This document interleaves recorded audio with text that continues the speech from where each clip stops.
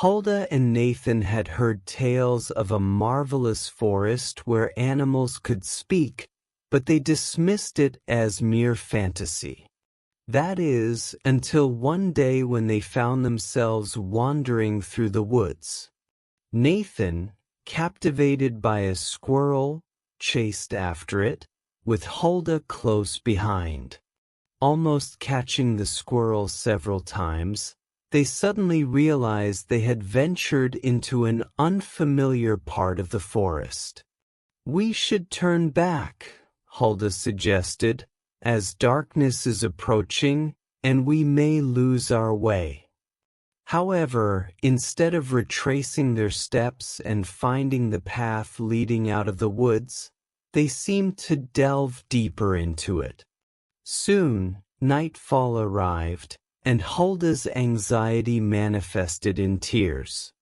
"Don't be afraid," Nathan assured her.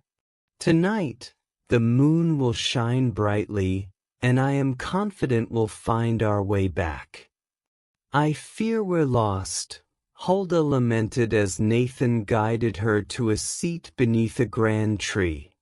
Suddenly, a glimmer caught their attention, and as they glanced upwards, they noticed a faint light filtering through a small window in the side of the tree. A voice beckoned, "Are you lost, children?"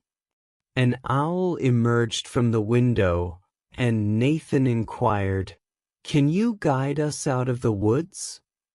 "It's too far to travel tonight," the owl responded. "Come inside, and I shall provide you with supper."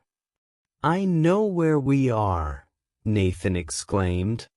"We are in the forest of talking animals." The door swung open, and they entered a tidy kitchen. Mrs. Owl, adorned in a large white apron and a matching cap, was preparing supper.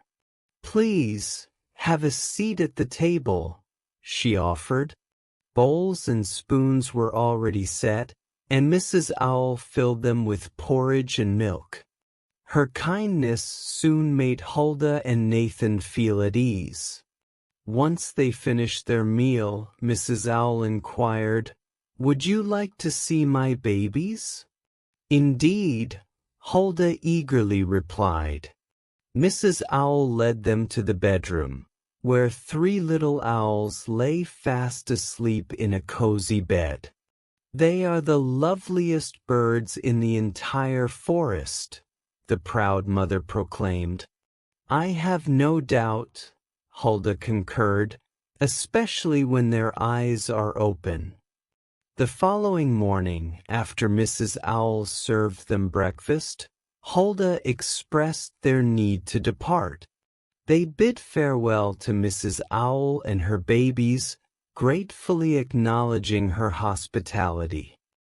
"Here comes Mr. Bruin," Mrs. Owl alerted. "He will guide you out of the woods." "Don't worry," she assured the children as she noticed their alarmed expressions. "No harm befalls anyone in this forest of talking animals." "Good morning, Mr. Bruin," she greeted the bear. "These children are lost. Will you show them the way out?" "Certainly," Bruin replied. "They can accompany me. I am going on a long walk and would appreciate the company." Hulda and Nathan strolled alongside Bruin, who proved to be amiable and engaging, quickly dispelling their fears. "Good morning, Mr. Bruin," a blue jay called from her balcony. "Where are you headed?" Bruin explained their destination, and the blue jay invited them inside. "Perhaps the children would like to meet my babies," she suggested. "We would be delighted," Hulda responded. The blue jay's home nestled within a large tree, featuring balconies on all sides. While Bruin remained downstairs, Hulda and Nathan followed Mrs. Blue Jay upstairs. "Aren't they adorable?" she exclaimed, unveiling 3 little blue jays nestled in a cradle. They are the most beautiful birds in the entire forest. Hulda and Nathan wholeheartedly agreed, finding the chicks absolutely charming. After bidding farewell to Mrs. Blue Jay, they rejoined Bruin. "I live over there," Bruin indicated, pointing to a rock that peculiarly resembled a house. "My wife will be displeased if I don't introduce you to her." "We would be delighted to visit," Hulda responded, and they soon arrived at the doorstep of Bruin's residence. Mrs. Bruin, donning a cap and apron, welcomed them with a warm smile, exuding a nurturing air. "Come in," she invited. "I'll prepare lunch and introduce you to the children. You'll surely fall in love with them," she added as she and Bruin fetched their offspring.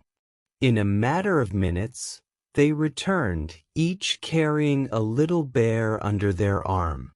Placed in high chairs, the cubs playfully splashed milk with their spoons, much like misbehaving children Hulda and Nathan had observed. After lunch, they bid farewell to Mrs. Bruin and her little cubs, ensuring to compliment the baby's undeniable charm. Continuing their journey, they walked a considerable distance without encountering anyone until they crossed paths with a squirrel and a rabbit. "Please join us for tea," the rabbit kindly invited. "And you must see my babies. And afterward, you must see mine," added the squirrel.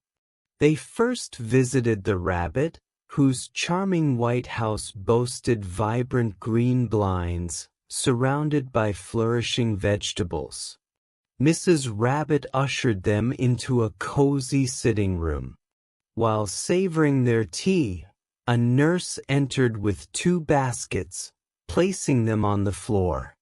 Mrs. Rabbit lovingly uncovered the baskets, revealing her precious bunnies. "I assure you," she proudly declared, "they are the most enchanting creatures in the forest." Hulda agreed wholeheartedly, admiring their delicate appearance. Next, they crossed the road to Mrs. Squirrel's dwelling, where her babies frolicked in the yard. Mrs. Squirrel explained, "I've let them run free so you can appreciate their gracefulness. They are the loveliest babies in the forest." "I believe you are right," Hulda concurred. "They are remarkably cunning." Finally, as they approached the path leading out of the woods, Bruin informed them that he could go no further. Entering that path causes any talking animals to lose their ability to speak, he disclosed. "We are deeply grateful," Nathan expressed. "We have had a truly captivating experience." "Please come again," Bruin extended his invitation. "We always welcome visitors." With those parting words, Bruin disappeared into the woods, soon vanishing from sight. "I never want to eat mush and milk again," Hulda exclaimed. "They must subsist on it. Did you see how conceited those mothers were? It's rather awkward when they ask if their babies are attractive." "You agreed with each mother," Nathan noted, "even with the owl, whose chicks were the homeliest I've ever seen. Do you tell a mother her baby isn't pretty?" Hulda questioned. "No," Nathan admitted, "I suppose not." "Well, it's the same with animals and birds," Hulda concluded. Despite numerous attempts, Hulda and Nathan have been unable to find the path leading back to the forest of talking animals. Nonetheless, they hold on to hope, knowing it exists, and dream of rediscovering it someday.